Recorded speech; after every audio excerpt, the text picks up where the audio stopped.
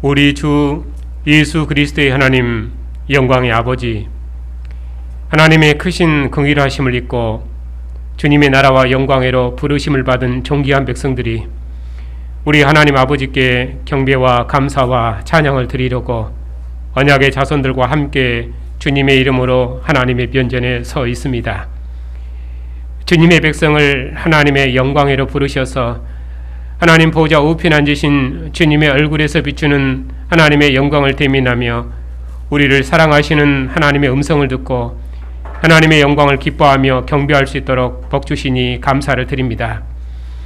하나님 영광의 면전에서 하나님의 이름을 부르며 하나님의 구원을 기뻐하고 찬양하는 주님의 백성들에게 하나님의 크신 권세와 영광을 나타내시옵고 하나님을 대면하는 생명과 기쁨을 충만케 해주시옵소서.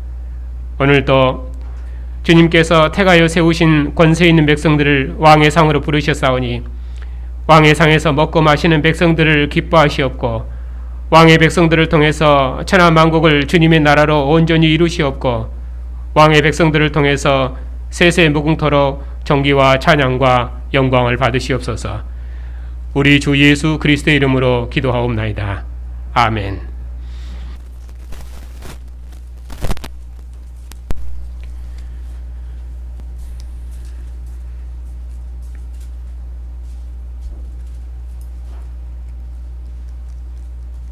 (1절부터) (16절까지입니다) 하나님의 말씀을 받들어 읽겠습니다. 예수께서 거기를 떠나 유대 지경과 요단강 건너편으로 가시니 무리가 다시 모여들거늘 예수께서 다시 전례대로 가르치시더니 바리새인들이 예수께 나와 그를 시험하여 묻되 사람이 아내를 버리는 것이 옳으니까? 대답하여 이르시되 모세가 어떻게 너희에게 명하였느냐? 이르되 모세는 이혼 증서를 써주어 버리기를 허락하였나이다.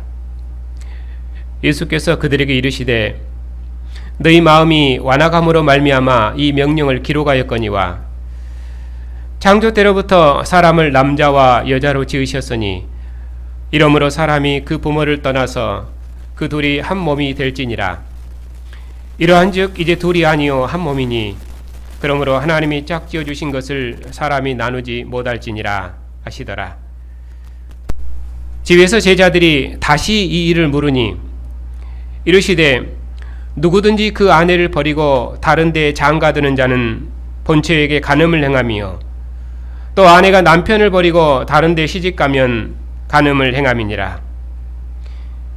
사람들이 예수께서 만져주심을 바라고 어린 아이들을 데리고 오매 제자들이 꾸짖거늘 예수께서 보시고 노하여 이르시되 어린 아이들이 내게 오는 것을 용납하고 금하지 말라. 하나님 나라가 이런 자의 것이니라. 내가 진실로 너희에게 이르노니 누구든지 하나님의 나라를 어린아이와 같이 받들지 않는 자는 결탄코 그곳에 들어가지 못하리라 하시고 그 어린아이들을 안고 그들 위에 안수하시고 축복하시니라. 아멘.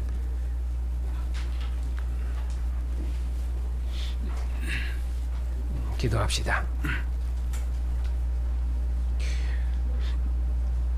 죽음의 권세를 이기시고 죽은 자 가운데서 부활하셔서 모든 권세들의 주가 되시고 교회의 머리가 되신 주님, 천하 만국 중에서 부르신 백성들을 주님의 나라와 백성으로 복주시고 천하 만민을 주님의 나라 백성으로 구원하시는 하나님의 마지막 역사회로 부르셨으니 감사를 드립니다. 오늘도 하나님께서 주님의 백성들을 기뻐하셔서 주의 영광의 면전으로 부르시고 언약의 말씀을 읽고 함께 듣고 함께 아멘하는 생명과 기쁨을 주시오니 감사를 드립니다. 영광스러운 하나님 면전에 서서 하나님의 음성을 듣는 교회를 영원토록 복주시옵고 주님의 교회를 통해서 주의 나라를 만국 중에 이루시옵소서. 우리 주 예수 그리스도의 이름으로 기도하옵나이다. 아멘.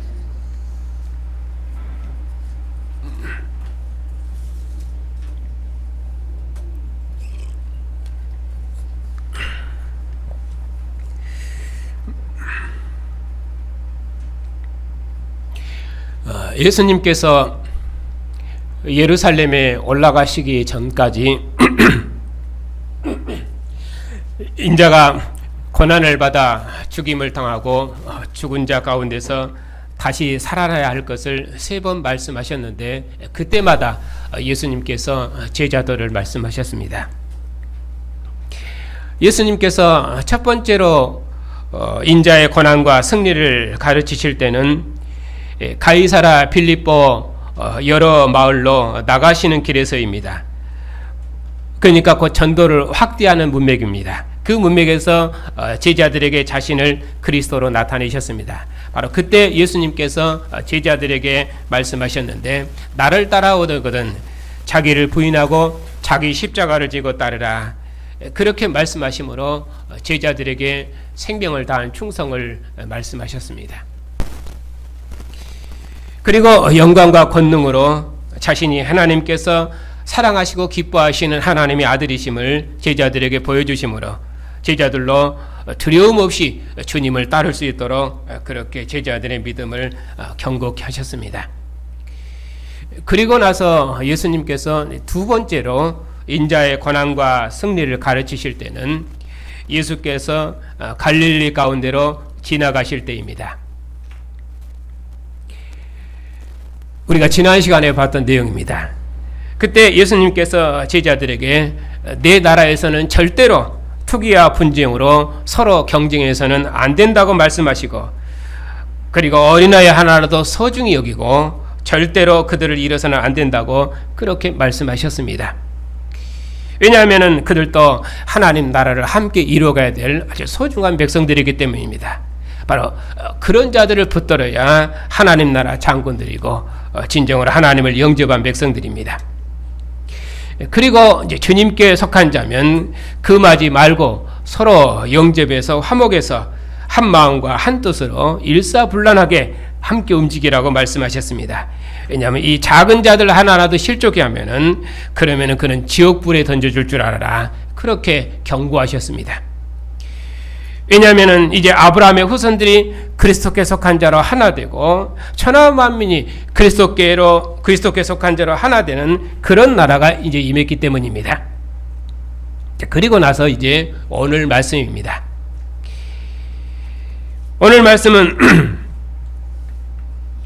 예수님께서 이제 거기를 떠나 하니까 가버나움을 떠나셨습니다. 거기를 떠나서 이제 유대 지방과 요단강 저편으로 건너편으로 여기도 전도를 이제 더 확장하는 그런 문맥입니다. 그래서 많은 무리가 모여들었는데 예수께서 전례대로 다시 가르치셨습니다. 여기서 2가지를 가르치셨는데, 하나는 사람이 나눌 수 없는 나라다. 내 나라는 하나님 나라를 가르치시는데 이 나라는 사람이 나눌 수 없는 나라다. 또 하나는 어린아이처럼 이 나라는 하나님 나라는 받드는 자의 나라다. 이렇게 2가지를 말씀하셨습니다. 바리새인들이 아내를 버리는 것이 옳습니까? 하고 물은 질문에 대해서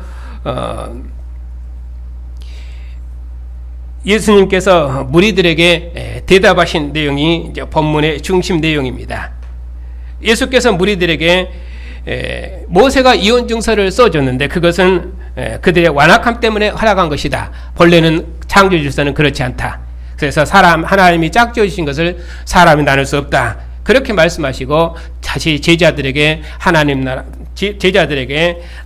아내와 남편을 버리면은 그것은 간음하는 것이니라. 그는 하나님 나라에서 죽은 자다.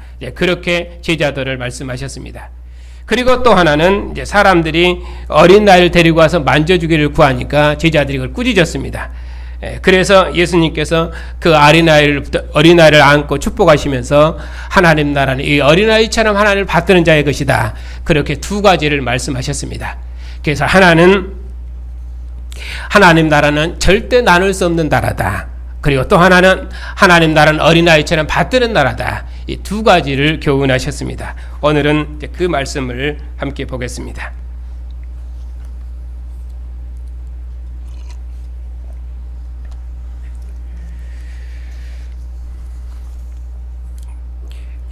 (10장 1절입니다) 예수님께서 가버나움 집에 계시면서 제자들에게 하나님 나라 제자도를 가르치셨습니다. 그리고 나서 이제 가버나움을 떠나서 유대 지방과 요단강 건너편으로 전도의 범위를 확장하셨습니다. 그때 많은 무리들이 예수님께로 모여들었습니다. 그러자 예수님께서 다시 전례대로 그들을 가르치셨습니다. 그 예수님의 사역 초기를 보면은 예수님께서 가버나움 회당에서 가르치심으로 그의 사역을 시작하시는데, 여기서도 예수님께서 아마 회당에서 가르치셨을 것입니다. 바리새인들이 예수님께 나와서 예수님을 시험하면서 이혼에 대해서 물었습니다. 사람이 아내를 내어버리는 것이 옳습니까? 하고 물었습니다. 예수께서 바리새인들에게 다시 반문했습니다. 그러면은 너희가 율법 선생들이기 때문에 모세는 어떻게 말했느냐? 그러니까 바리새인들이 말하기를 모세는 이혼 증서를 써 주어서 이혼하는 것을 허락했다고 그렇게 대답했습니다. 이 말씀의 구약 배경은 신명기 24장입니다. 거기 보면은 사람이 아내를 맞이하여 데려온 후에 그에게 수치되는 일이 있음을 발견하고 그를 기뻐하지 아니하면은 이혼 증서를 써서 그의 손에 주고 그를 자기 집에서 내보내라고 말씀합니다. 그러면은 그 여자는 그 집에서 나가서 다른 사람의 아내가 될 수 있습니다.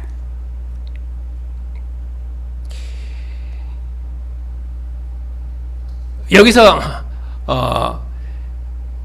4절에 있는 것처럼 모세는 이혼 증서를 써주어 버리기를 허락했나이다. 이제 그 본문에 대한 배경입니다. 그러면은 이렇게 이혼 증서를 써준 배경은 이제 무엇인지 그것은 이제 뒤에서 본문을 읽고 나서 한꺼번에 같이 설명하도록 하겠습니다. 자, 이렇게 모세는 이혼 증서를 써 주어서 버리기를 허락했다고 말씀하고 있습니다.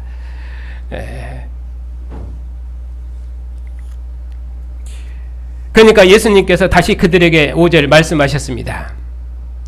이르시되 너희 마음의 완악함으로 말미암아 이 명령을 기록하였거니와 창조 때로부터 사람을 남자와 여자로 지으셨으니 이러므로 사람이 그 부모를 떠나 그 둘이 한 몸이 될지니라. 이러한즉 이제 둘이 아니요 한 몸이니 그러므로 하나님이 짝지어 주신 것을 사람이 나누지 못할지니라. 한마디로 하나님께서 짝지어 주신 것을 사람이 나눌 수 없다. 그렇게 말씀하셨습니다. 이런 말씀은 모세는 분명히 이혼 증서를 써주라고 그랬는데 예수님께서는 말씀하시기를 하나님이 짝지어 주신 것을 사람이 나눌 수 없다 이렇게 말씀하셨습니다. 그러니까 이 말이 서로 상충되는 것처럼 보입니다. 그러니까 바리새인들이 예수님을 시험해서 물었던 것입니다. 자, 이 말씀의 구약 배경은 하나님이 짝지어 주신 것을 사람이 나눌 수 없다 하는 이 말씀의 구약 배경은 우리가 잘 아는 대로 창세기 2장에 있습니다. 그리고 또 하나는 이제 말라기 구약 성경 맨 끝에 있는 말라기 2장에 있습니다. 먼저 말라기 2장을 보겠습니다. 말라기 2장은 아내를 버리고 이방 혼인한 제사장들에게 경고하신 말씀입니다. 어찌하여 내 아내의 눈물과 울음과 탄식으로 여호와의 제단을 가리게 하느냐? 그는 내 짝이요 너와 서약한 아내이며 하나님께서 오직 하나만 만드신 것은 경건한 자손을 얻고자 함인데 어찌하여 어려서 맞이한 아내에게 거짓을 행하느냐? 이스라엘 하나님 여호와께서는 이혼하는 것을 미워하시느니라. 거기 보면은 제사장들이 이방의 힘 있는 자와 연합하기 위해서 이방 여인과 혼인하고 그 일을 위해서 어려서 맞이한 아내를 버렸습니다. 그 일로 아내가 눈물과 탄식으로 하나님 앞에 호소하면은 하나님께서 어찌 제사장의 제물을 기뻐 받으시겠습니까? 그들이 어려서 맞이한 아내를 버리고 서약한 아내를 버리고 더구나 이방의 힘 있는 자와 연합하기 위해서 그들의 딸과 혼인하는 것이 가당치 않은 일입니까? 하나님께서 한 아내를 아내로 주신 것은 경건한 자손을 얻고자 하심인데 도대체 이 일이 어찌 된 것이냐 하고 크게 탄식하시며 책망하셨습니다. 혹 일반 백성에게는 그들의 완화감에 조절해서 이혼을 허용했다 할지라도 하나님의 성소를 맡은 제사장에게서는 절대로 그런 완화감이 있어서는 안 됩니다. 그런 것이 배경입니다.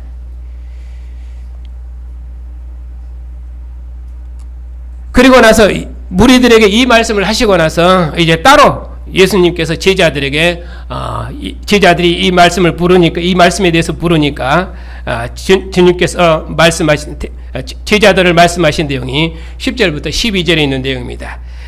그래서 누구든지 그 아내를 버리고 다른 데 장가드는 자는 본처에게 간음을 행하며 또 아내가 남편을 버리고 다른 데로 시집가면 간음을 행함이니라.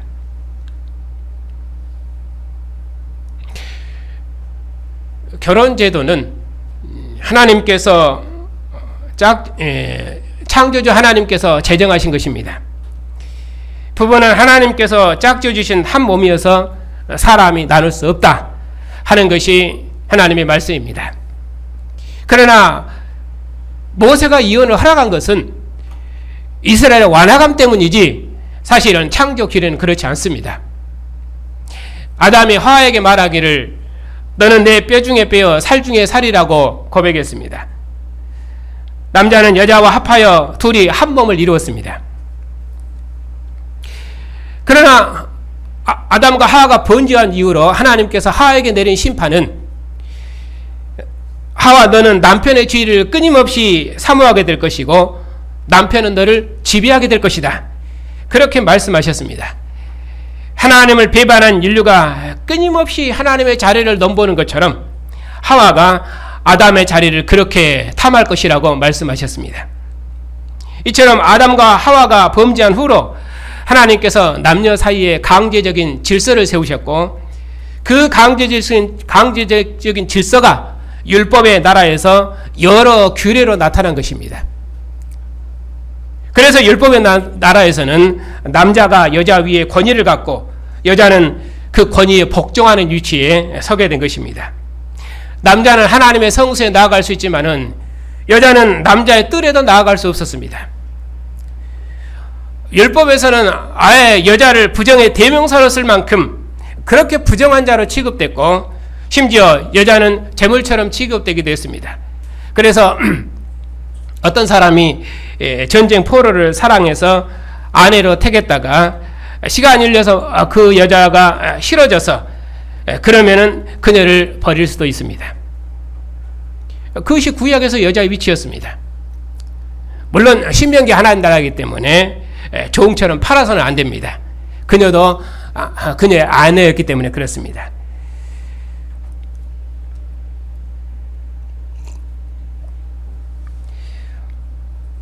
또 구약은 율법을 말하기를 어떤 사람이 두 아내를 두었는데 한 여자는 사랑하고 한 여자는 미워했다고 하십시다. 그런데 미워하는 아내를 사랑하지도 않고 남편의 의무를 다하지도 않으면서 여전히 아내로 삼고 있으면은 그 여자는 가나안 땅의 생명을 누리지 못하게 되는 것입니다. 그러므로 그 여자를 사랑하지 않으려면 그러면은 차라리 그 여자에게 이혼 증서를 써줘서 그 여자로 자유롭게 해서 권리를 보장하라고 말씀하셨습니다. 그것이 신명기 하나님 나라입니다. 그러니까 이것이 모세가 이혼 증서를 허락한 배경입니다.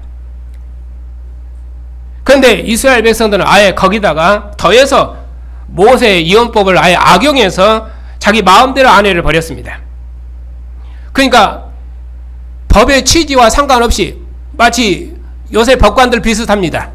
아예 이혼 증서만 써주면은 이혼할 수 있으니까 그렇게 했던 것입니다. 그래서 모세 제도에 나타난 이혼법은 이스라엘의 완악함에 조절된 법이지 실은 본래는 그렇지 않다. 하나님께서 부부를 한 몸으로 지으셨습니다. 그러므로 나눌 수가 없습니다. 그것이 원칙입니다. 말라기 2장도 창조 규례를 가지고 이혼하지 말 것을 말씀하셨습니다. 하나님께서 오직 하나만 만드신 것은 경건한 자손을 얻고자 함인데 어찌하여 어려서 맞이한 아내에게 거짓을 행하느냐. 이스라엘 하나님 여호와께서는 이혼하시는 것을 미워하신다 하면서 너와 짝이며 너와 서약한 아내를 버려서는 안 된다고 제사장들을 책망하셨습니다. 모세 제도는 혹 아내에게서 의심되는 일이 있다고 생각하면 이혼할 수 있도록 허락했고, 그럴 때까지라도 그냥 버려서는 안 되고 반드시 이혼 증서를 써줘서 그녀의 자유와 권리를 보장하라고 말씀하셨습니다. 어떻든 모세가 이혼을 허락한 것은 이스라엘의 완화감에 조절된 것이지 사실은 창조 질서는 그렇지 않다.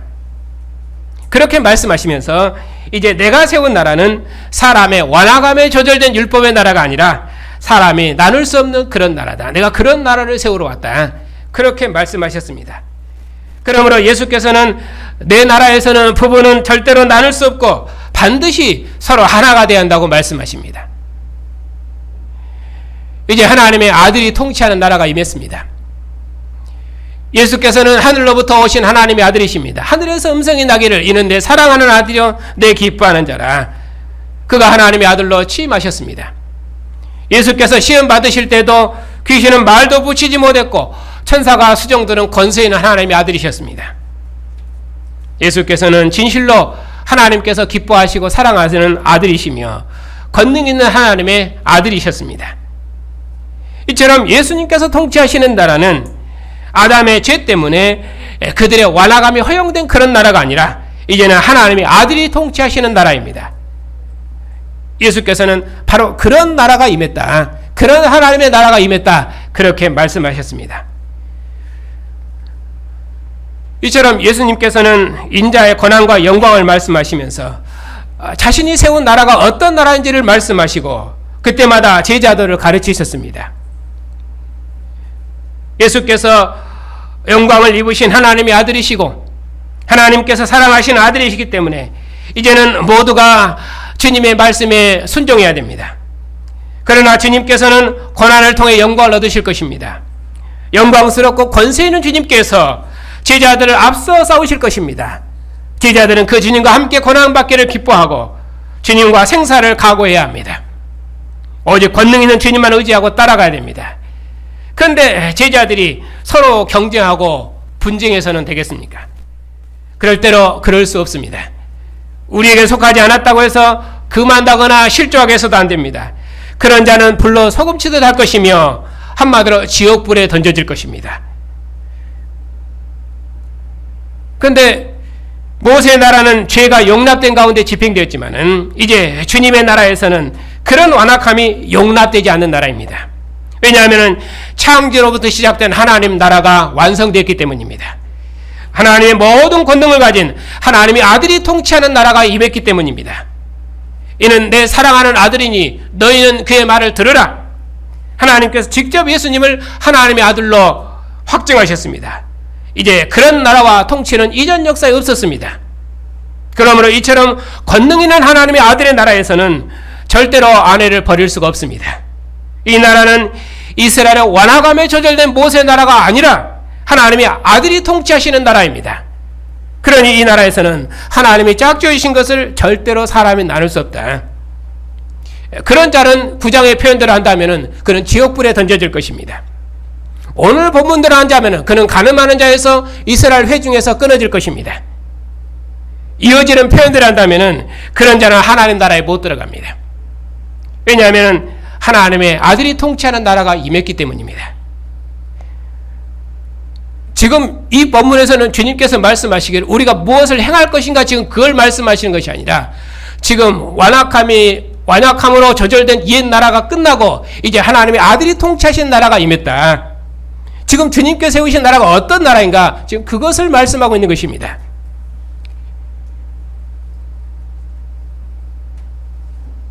그것이 주님께서 세우신 나라라고 말씀하셨습니다.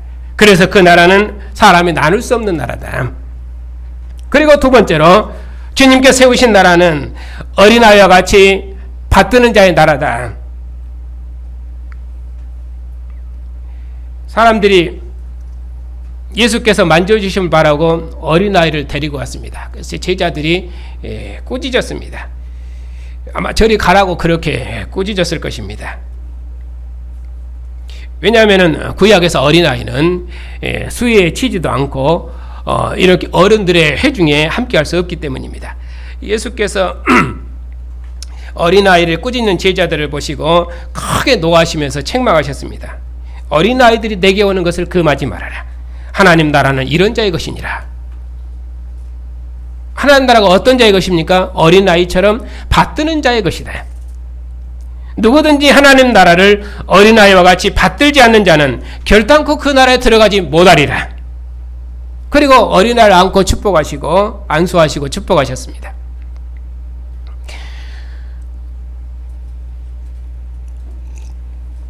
구약의 나라에서는 여자는 남편의 소유였고 어린아이는 아예 성전 출입이 금지되어서 그들은 계수되지도 않았습니다. 그런데 예수께서는 어린아이가 오는 것을 금하지 말라 그렇게 말씀하셨습니다. 앞서 예수께서는 여자들이 남편과 한 몸이기 때문에 하나님 나라에서는 하나님께서 짝지어 주신 것을 사람이 나눌 수 없다 하면서 절대로 버릴 수 없다고 말씀하셨습니다. 그처럼 여기 예수께서 왕이신 이 나라는 어린아이처럼 받들고 섬기고 복종하는 그런 나라다. 왜냐하면 하나님 나라에서 어린아이는 예하고 복종한다는 것이 기본 개념이지 불순종하고 자기 주장하는 아이는 성경에는 없습니다. 왜냐하면 아이는 복종함으로 하나님을 배우기 때문입니다. 이처럼 하나님 나라는 권세 있는 하나님의 아들이 통치하는 나라이기 때문에 이제 모든 사람은 이 왕의 말씀을 듣고 이 왕을 받들고 이 왕께 복종하고 이 왕께 충성하고 오직 이 왕을 따라야 됩니다. 이는 사랑하는 아들이여 내 기뻐하는 자라 너희는 저희 말을 들으라. 주님께서 제자들을 앞서 인도하시고 제자들을 통해 하나님 나라를 이루실 것입니다. 그러니 제자들은 이 주님을 믿고 따라야 됩니다. 만일 서로 우위 다툼하다가 분쟁을 일으키면은 그는 죽을 줄 알아야 됩니다. 만일 서로 금에서 받아들이지 않는다거나 서로 연합하지 못하고 나눈다거나 그러면은 그는 하나님 나라에 들어갈 줄 못할 것입니다.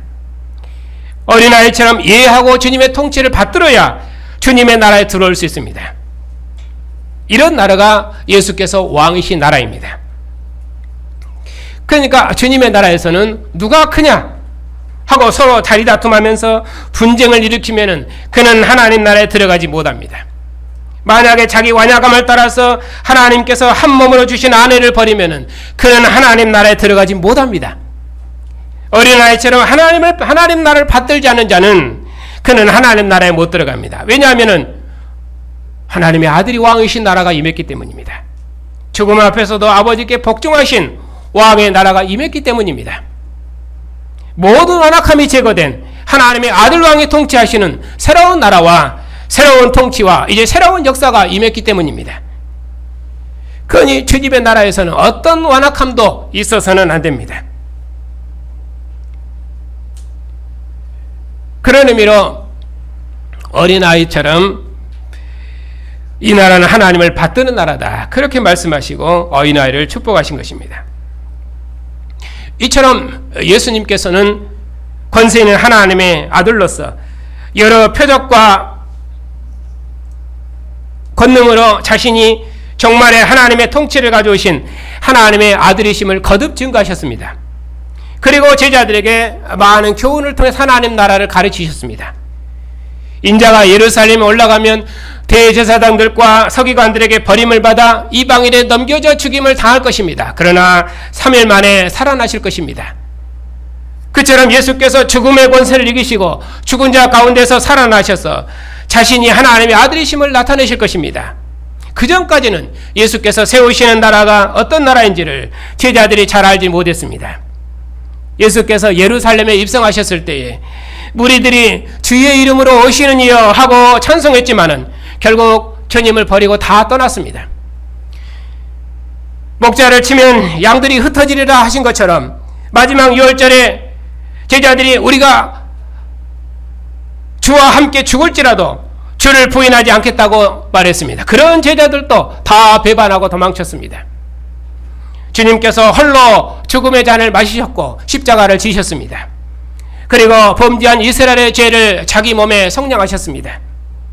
오직 죽기까지 아버지께 복종하심으로 아버지의 나라를 이루셨습니다. 예수께서는 진실로 하나님의 아들이셨습니다. 이스라엘의 당국자들이 그들의 왕을 죽이고 무덤에 가뒀지만은 예수께서는 무덤에 갇혀 계실 분이 아니십니다. 예수께서는 죽음의 권세를 정복하시고 죽은 자 가운데서 부활하셨습니다.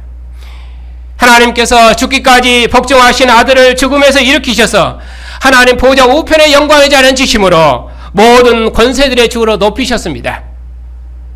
하나님께서 이전 역사에 그의 종들에게 이보다 더 큰 권세를 주신 적이 없습니다. 모세도 다윗도 하늘의 천사들도 주신 적이 없는 하나님의 아들의 영광과 권세를 주셨습니다. 죽음의 권세를 꺾으시고 죽음의 권세로부터 승리하신 주님께 하늘과 땅 아래 곧 지옥에 곧 모든 세계를 다스리고 통치하시는 모든 권세들의 주로 삼으셨습니다. 예수께서는 승리하신 왕으로 지옥에까지 내려가셨습니다. 하나님께서 승리하신 왕을 하나님 보좌 우편에 앉히셨습니다. 그 주님께서 사도들을 통해서 교회를 세우시고 지금도 그의 영으로 교회를 앞서 인도하십니다. 그러니 로마에 있는 그리스도인들이 세상에 그 무엇을 두려워하겠습니까?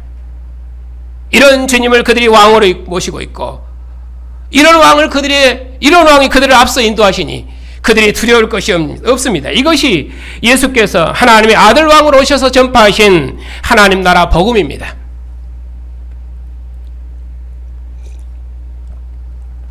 주님의 영광과 권세로 부르심을 받은 성도 여러분, 주님께서 지금도 하나님 보좌 우편에서 교회를 통치하십니다. 제자들의 증언에 주님께서 표적과 권능으로 함께 하셨던 것처럼 지금도 교회의 증언에 주님께서 함께 하십니다. 사도들의 증언을 통해서 어둠의 권세 아래 있었던 백성들을 교회로 불러 모으신 것처럼 지금도 우리의 증언을 통해서 이 세상 임금의 권세 아래 있는 백성을 주님의 교회로 불러 모으십니다. 다시는 하나님을 거역하지 않고 오직 주님께 복종하는 영광의 나라로 구원하고 계십니다. 첫 아담은 불순종해서 완악한 나라를 가져왔지만은 마지막 아담이신 그리스도께서는 죽기까지 복종하심으로 순종하는 왕국, 하나님의 온전한 통치가 임하는 왕국을 세우셨습니다. 이런 나라를 우리가 맡았다는 사실입니다. 그러면 우리가 어떻게 해야 되겠습니까? 완악함이 저절된 나라가 아니라 복종하는 왕국, 어린아이처럼 받드는 왕국을 우리가 맡았으니 하나님의 아들이 통치하는 나라를 맡았으니 하나님 나라인 교회가 그러면 어떻게 해야 되겠습니까? 죽기까지 복종하신 주님의 나라와 영광으로 부르심을 받은 성도 여러분, 전에는 하나님께서 사람들의 마음의 완악함을 따라서 역사를 경영하셨기 때문에 유대인들에게는 그들 마음의 완악함의 허영동 가운데서 역사를 경영하셨습니다. 그리고 우리 이방인은 하나님을 알지 못해서 세상의 모든 우상을 다 섬겨도 하나님이 간과하시고 때를 따라 선한 결시기를 주시고 만민에게 생명과 호흡을 주셨습니다. 그러나 하나님 나라에서는 이제 그 어떠한 완악함도 허락되지 않습니다. 왜냐하면 하나님께서 그의 아들을 보내셔서 통치하시는 새로운 통치와 새로운 나라가 임했기 때문입니다. 하나님께서 예수님을 죽은 자 가운데 살리심으로 모든 사람들이 믿을 만한 확실한 증거를 주셨기 때문입니다. 그러므로 이제 그 누구도 완악함을 드러내서는 안 되고 이제는 핑계할 수 없습니다. 이제 천하 만민은 돌이켜서 부활하신 주님의 통치를 받아야 됩니다. 주님의 통치를 받는다는 것이 무엇입니까? 그것은 주님의 교회로 들어오는 것입니다. 예수님을 하나님 나라의 왕이시며 장차 오실 심판자로 믿고 주님의 교회로 들어오는 것입니다. 주님의 교회로 들어와 세례를 받을 때 하나님 나라에 들어가는 것입니다. 예수께서 말씀하시는 하나님의 나라는 죽은 후에 영원히 가는 것이 아니라 예수께서 통치하시는 나라입니다. 그러므로 하나님의 나라가 교회입니다. 교회가 곧 하나님의 나라입니다. 이런 나라가 임했다고 증언하는 것이 곧 교회의 사명입니다. 교회가 이 복음을 증언하면은 하나님의 아들의 권세 앞에 죽음의 권세가 복종하고 지옥의 문이 흔들려서 죽음의 권세가 하나님의 백성들을 내어줄 것입니다. 세상 그 어떤 권세도 하나님의 아들 왕이신 교회를 해하지 못할 것입니다. 그러니 주님 다시 오시기까지 권세 있는 왕의 복음을 힘있게 증언하는 교회를 통해서 하나님께서 반드시 하나님의 나라를 만국 중에 이루실 것입니다. 이것이 우리가 소망하는 역사의 비전입니다.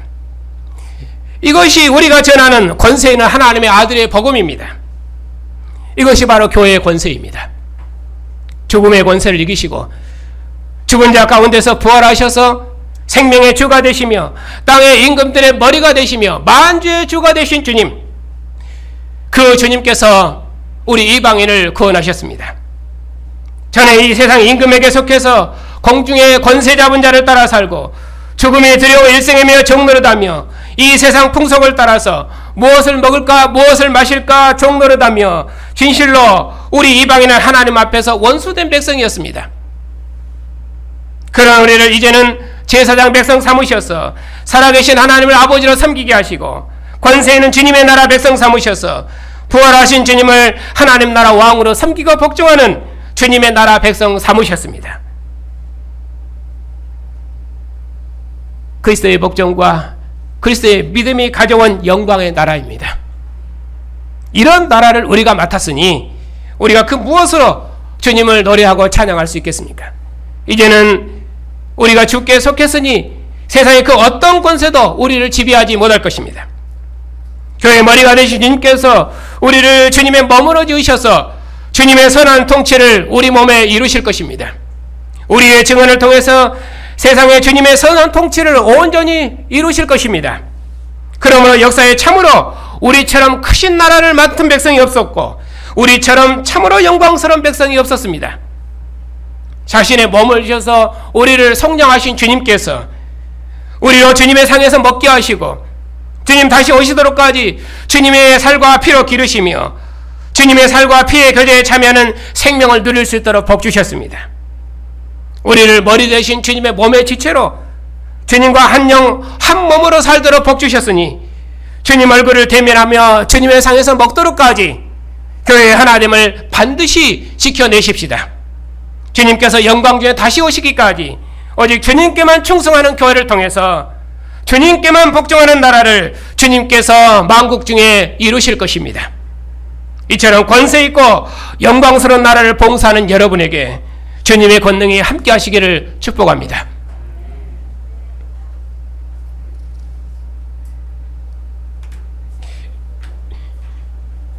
오늘도 주님께서 주님의 몸의 지체들을 주님의 상으로 부르시고 주님의 상에서 먹게 하시며 주님의 살과 피의 교제에 참여하는 생명을 누릴 수 있도록 복 주시니 감사를 드립니다. 주님과 한 영 한 몸으로 살도록 복 주시고 머리 대신 주님의 몸의 지체로 다 함께 주님의 상에서 먹고 마실 수 있도록 복 주셨으니 감사를 드립니다. 우리가 머리 대신 주님의 몸의 지체로 한 상에 앉아 싸웠고 한 피와 한 살의 교제로 한 상에 앉아 싸우니 그 무엇도 주님의 몸을 나눌 줄 못할 줄 믿습니다.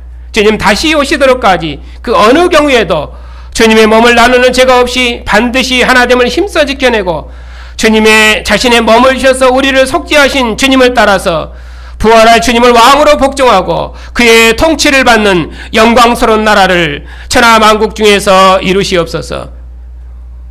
우리 주 예수 그리스도의 이름으로 기도하옵나이다. 아멘. 죽은 자 가운데서 부활하셔서 모든 권세들의 주가 되신 주님, 이제는 주님께서 교회의 머리가 되시고 우리를 몸의 지체로 삼으셔서 머리 대신 주님으로부터 모든 은혜를 공급받고 주님의 명령을 따라서 주님을 순종하는 백성으로 복 주셨으니 감사를 드립니다. 우리의 모든 삶에서 항상 권세 있는 주님을 의식하고 주님의 영광의 얼굴빛 앞에서 우리의 삶을 경영할 수 있도록 우리의 믿음을 날마다 일깨워 주시옵소서. 그 무엇에도 복종하지 아니하고 오직 주님께만 복종하는 충성하는 믿음의 백성들이 다 될 수 있도록 주의 백성들과 함께 해 주시옵소서. 세상이 우리를 알지 못할지라도 하나님은 우리를 안다 하시오니 세상에서 고난을 받을지라도 죽기까지 충성하신 주님을 영광으로 삼으신 하나님께서 주님께 충성한 우리를 또 그의 영광으로 인도하실 줄 믿습니다. 우리의 충성스러운 봉사를 통해서 하나님을 대항하는 모든 어둠의 세계가 주께 복종하는 구원을 받을 수 있도록 주의 백성들의 삶을 주님께서 인도해 주시옵소서. 우리 어린 자녀들 주님께서 기억하여 주시옵소서. 우리 아이들을 하나님께 순종하는 자녀로 삼으셔서 비록 저들이 나이 어릴지라도 하나님께 순종함으로 하나님의 권능을 누리며 주님의 권능을 봉사하는 귀한 자녀들이 다 될 수 있도록 우리 자녀들을 복 주시옵소서. 어려서부터 하나님을 경외하는 믿음으로 하나님과 사람 앞에 존귀한 자녀들로 커갈 수 있도록 우리 자녀들을 주의 진리로 인도해 주시옵소서. 이런저런 모양으로 고난받는 성도들을 주님께서 기억하여 주시옵소서. 세상은 하나님을 대항할지라도 우리들은 고난을 받으시고 영광 얻은 주님을 알았사오니 우리의 모든 고난 중에도 오히려 주님의 부활의 권능을 체험하며 그 영광으로 감사하는 승리자들이 다 되게 하셔서 세상의 믿음의 증인들이 다 되게 해 주시옵소서. 교회의 머리가 되신 주님, 주님께서 영광의 주님으로서 지금도 교회의 모든 영광을 공급하신 줄 믿고 감사를 드립니다. 생명 되신 주님께서 지금도 주의 백성의 모든 것을 권고하시오니 주의 백성들이 주님의 상에서 먹고 마시며 항상 주님의 몸의 지체로 살 수 있도록 복주심을 믿고 감사를 드립니다. 주의 백성의 모든 고난을 몸으로 체휼하신 주님께서 지금도 주의 백성의 돌보심을 믿고 감사하오니 주의 백성의 선한 간구를 들으시고 응답하셔서 저들이 이 일로 교회 앞에 증거하고 감사함으로 온 교회가 함께 하나님 앞에 감사하고 온 교회가 평안할 수 있도록 고난 중에 있는 지체들에게 평강을 더하시옵소서. 승리하신 주님, 앞서가셔 승리하시 교회를 승리의 길로 인도하시는 주님께서 항상 주님의 교회를 이 믿음으로 일깨우셔서 이 세상에 그 무엇에도 매이지 아니하고 오직 주님께만 충성함으로 승리에서 승리로 영광에서 영광으로 주님을 증거하는 능력 있는 백성들이 다 될 수 있도록 주의 백성들을 인도해 주시옵고 한 주간도 주의 백성들의 가정을 주님께서 돌보시고 지키시고 인도해 주시옵소서. 우리 주 예수 그리스도의 이름으로 기도하옵나이다. 아멘. 죽음의 고난을 통해 영광을 얻으신 우리 주 예수 그리스도의 은혜와 아들을 죽음에서 일으키신 하나님의 사랑과 교회의 증언의 모든 권세로 함께 하시는 주의 성령의 역사하심이 머리 대신 주님과 한 영 한 몸으로 살며 오직 주님께 충성하는 주님의 군병들 위해 이제부터 영원까지 함께 하시기를 축원하옵나이다. 아멘.